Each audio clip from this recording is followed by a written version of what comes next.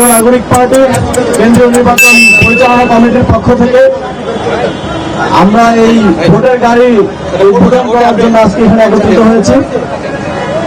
আমরা আমাদের এই ভোটের গাড়ির মূল উদ্দেশ্য হচ্ছে গণভোট বিষয়ক সচেতনতা তৈরি করা। আপনারা ইতিমধ্যেই দেখেছেন যে পতিত ফ্যাসিস্ট আওয়ামী লীগ জুলাই গণঅভ্যুত্থানের মধ্য দিয়ে প্রাপ্ত যে সংস্কারের প্ল্যাটফর্ম, সেই সংস্কারকে নষ্ট করার জন্য না ভোটের প্রচারণা শুরু করেছে।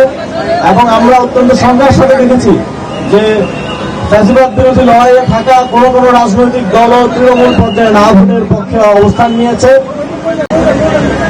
তারা সেই ফ্যাসিবাদী ব্যবস্থাকেই কায়েম রাখতে চায়।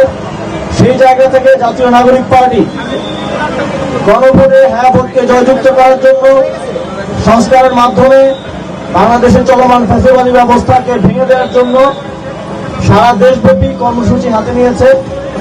তারই একটি অংশ হিসেবে আমাদের এই ভোটের গাড়ি